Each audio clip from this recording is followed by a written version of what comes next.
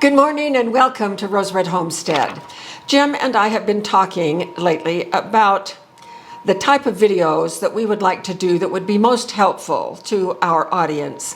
And one of the things that we feel pretty strongly about is, as we all know, we live in a crazy time. And we're seeing some pretty radical changes within our society, and not all of them, I would think we would say, are to our advantage and to our best good, which means that we live in very uncertain times. And while we have been teaching now for almost 7 years about how we can best survive in uncertain times, those uncertain times are really deepening, I guess I should say.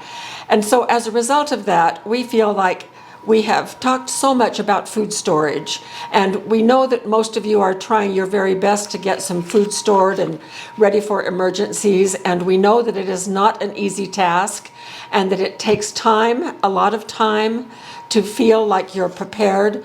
You know, as much preparation as Jim and I have done, we don't feel like we're completely prepared. So it really is a work in progress for all of us. And so we wanted to try to start doing something that might help you out just a little bit and help all of us out, including us. If we come to a period of time in our lives for whatever reason, we are having to just kind of stay inside and hunker down and use what we already have on hand. It is important for us to be able to figure out how we can use our food storage, whatever it is that we have stored, to the best advantage. And so that's what we're going to do. I'm going to start a series of videos that will wind its way probably through this entire year and maybe even beyond. Every once in a while, we're going to feature a food storage meal. And I'm going to type up the recipes. Here it is right here. And I'm going to organize these recipes a little differently than I have other recipes. We have really talked long and hard about level 1 food storage. And if we're just all getting started, or those of us who are getting started on food storage, the first step that we believe so strongly in is that we have at least 60 days of ingredients for meals that we can make if we are hunkering down in our homes for whatever reason, that we don't have to run to the store, that we can use what we have on hand. And if we get to go to the store, that's fine. Then we'll have a few more things maybe in our refrigerator. And so level 1, as you all know, is a way of organizing our food storage so that we have the integration of our freezer, our refrigerator, and our pantry. What are the ingredients that we have in those 3 locations that we can turn into meals for 60 days? Well, we have done that. It's taken us well over a year to get more organized for level 1. And we just love the idea that we now have these meals that are going to be so easy for us to put together because we've worked with our own recipes and gotten the ingredients in place. And so I'm going to start sharing meals that we would do from our level 1. And today's recipe is going to be food storage breakfast burritos. Now here's what I'm going to do. I'm going to print all of these. I'm going to post all of these recipes. It will be just one really long document when we're finished. This will be the first recipe in that document. The document is going to be called Food Storage Meals. The link to where this is located on our website will be below this video, and you click on that link and it will bring up a list of recipes. And so this one is going to be one of many. This particular recipe will be one of many others that are already up there. So look for the title. It will be at the top of the list and it will say Food Storage Meals. So also at the bottom of these recipes, I'm going to add our books in our bookstore that would be very easy for you to punch this recipe 3-hole punch and add it to one of our books that you may already have. And I'm going to show you 3 books today that it would be perfect to fit in. The first one is Advanced Prep for 60 Days of Meals, and this is integrating your freezer, refrigerator, and pantry. This one tells you how to do it, as well as providing some recipes. And then another book that this recipe would fit in is our book on nutrient-dense meals. All of the meals that we prepare, we focus on high nutrient density. And the last book that it would fit into is 40 plus recipes using food storage ingredients. And this was the book that I wrote with three of my three sisters. And it has over 40 recipes using food storage ingredients. So this would be a perfect addition to this book as well. If you don't have any of those three books, no worries. You can either get them if you want to by going to our bookstore, or you can just start a notebook. I keep our books in these notebooks. Just start a brand new binder and just start putting these recipes in it, organizing them however you wish. So today's recipes with breakfast burritos uses several things, and I organize these recipes according to level 1, which is I tell you which ingredients we pulled from our freezer, which came from our refrigerator, and which came from our pantry. Now today's recipe doesn't have anything from our freezer, but what we do have from our refrigerator are a couple of medium-sized flour tortillas. Now we also have some tortillas, both flour and corn, in our freezer, because we do a lot of things with tortillas. So trying to get this Ziploc apart. But these just came out of our refrigerator this morning. So I'm going to place 2 of these tortillas on this baking sheet, which I have sprayed with cooking spray. Then we have 1 scallion and some cilantro. If we don't have the opportunity to have these fresh things, the scallion, we can just chop an onion or use a dried onion. If you are unable to have fresh cilantro, you can always buy just a jar of the dried cilantro leaves. This one was $3.99, so that's not too bad. Then the other things that we got from our pantry shelf. Oh, I have a fresh avocado. If you're not able to have a fresh avocado, this can be skipped. So refried beans. This is cumin, cheddar cheese that is freeze-dried. This particular jar, I think, is the second jar that we've used one completely already. This was put out, we freeze-dried this in November of 21. So it is now 4 years old. So we're gonna open this and hope that once we rehydrate it, it will still melt. So we're keeping our fingers crossed on that. And then these eggs were processed in our freeze dryer back in July of 22. So these are also 3.5 years old. And as you see, this comes from our pantry because I'm using it. This one I just brought in today from level 3 food storage out in our food storage area.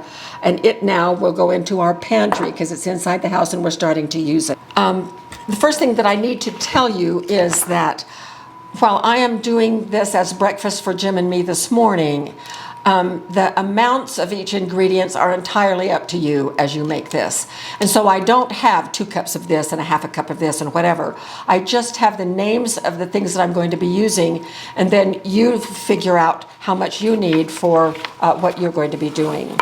And so the first thing I'm going to do is to get our cheese going. And as you all know, Jim is a big cheese lover. And so I need to rehydrate this. Rehydrating is different than reconstituting, but both take water. Okay, that's probably enough. Yeah, it's enough. So rehydrating is the food is in its regular form. It doesn't need to be mixed with anything to turn it into its regular form. So we're just going to rehydrate this. And I'm just going to add some water.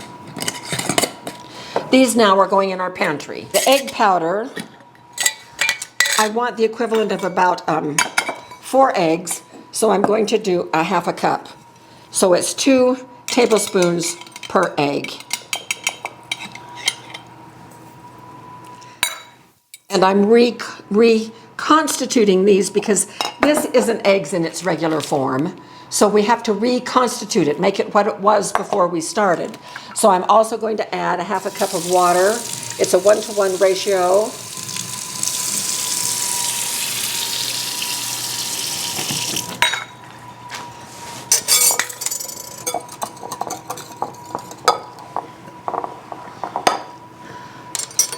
right, we are going to give these just a few minutes to come back to their original selves, and we will be back when we're ready to get started with the cooking. I'm going to be adding a little bit of oil to this pan, and I just put in the salt and pepper for the eggs. Have you turned it on yet? Yeah, it's on. It's smoking. Oh, okay. I didn't. And so we're gonna, and we don't want our eggs too firm. We just want them scrambled to where they just are gelled. Okay, now I'm going to move the eggs to this plate.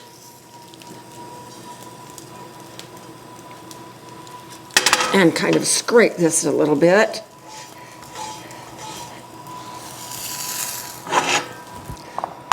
All right, I'm going to add the bowl over the top here to keep these warm. And adding more oil.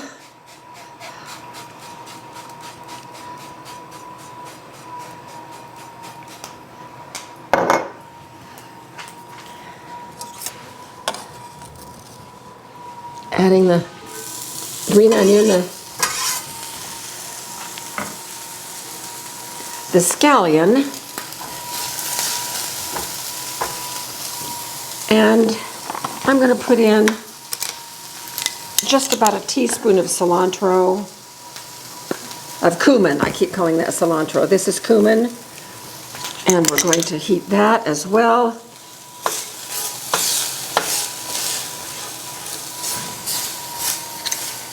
Ooh, it smells very fragrant. And then I'm adding 1 can of refried beans, and these are black beans. You can also add pintos if you wish. They become softer, much more malleable after they are heated.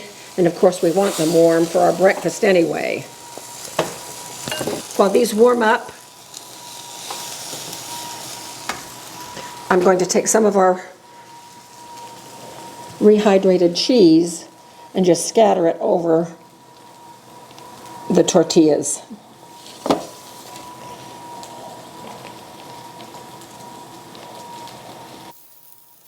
Okay, we have our beans warm.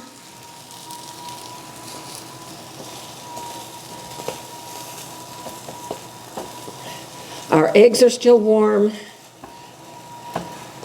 I'm going to pop these under the broiler. You could also do these on a griddle, but I'm just going to do it quickly in the broiler until the cheese is melty. All right, I'm preparing the avocado. The cilantro and the avocado go on at the very end, right before we roll. So this little handy dandy avocado tool is wonderful. Okay, let's check our cheese. Like this is all the melting we're going to get on these. 4-year-old freeze dried, not too bad. And this is like something that we would find if we had this kind of a situation anyway. So it's just fine. So next what we're going to do is add a line of beans right down the center.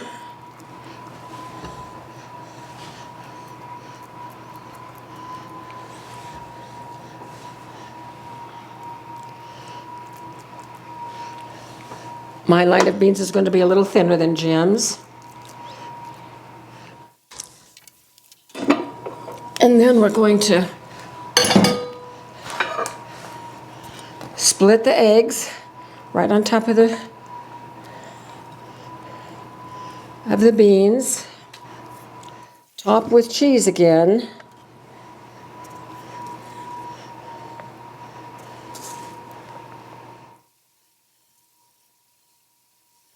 Jim, I have some cheese left over. Shall I just throw it away, honey? No, put it on top. I would never throw it away anyway. Of course, you know that. Okay, back in the broiler. Back in the broiler for just a couple minutes. So I'm going to prep the avocado. So with this tool, I can just go straight through here and make slices, which is exactly what I want.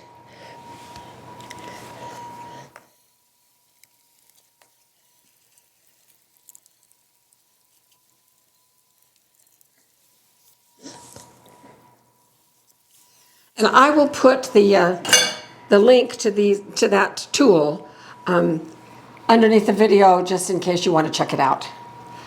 Now, we have a few beans left, so I'm going to let them cool down right here, and then I'm going to put them in the refrigerator, and we have enough beans to make another 2 of these breakfast burritos for us, so we'll look forward to that. So I'm going to check the cheese.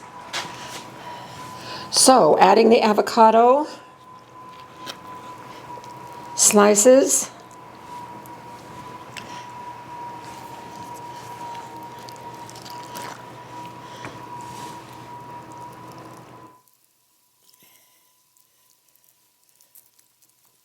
And cilantro.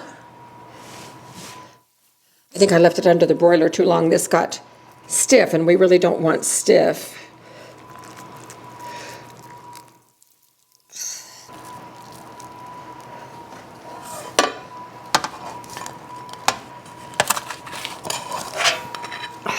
And this one is yours. Okay, so let me get this out of the way. So I'm not a big burrito fan, but this looks really good, so I'm going to try it. Jim is the big burrito fan. So he's in his work clothes and is not going to want to come on camera, but we'll have him do a quick taste off camera and then respond.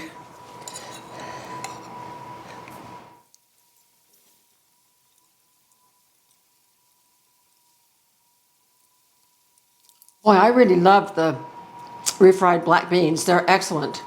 This is a great burrito. I can eat this. It's nice. So we'll go off camera for a minute, and Jim will taste his, and he'll come back and give you a verbal report. All right, Jim, as you can see, he's had a couple of bites, and I took a couple more. So what do you think? I think it's pretty good. I added salsa to mine, and other times I'd also put some more cheese on top with the salsa. There's also another option of putting hamburger or bacon or something like that in it. But it was good. It was very nice.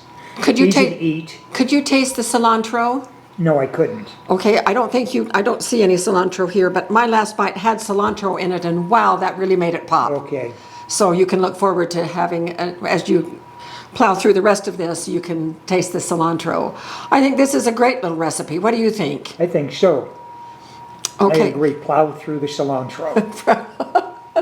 All right. So I hope that you will enjoy this new series that we're going to be starting, and that it will be useful to you, that it will help you figure out some things that you may want to have in your storage so that you can last for 60 days if necessary without having to go to the grocery store, without having to come out of your house. So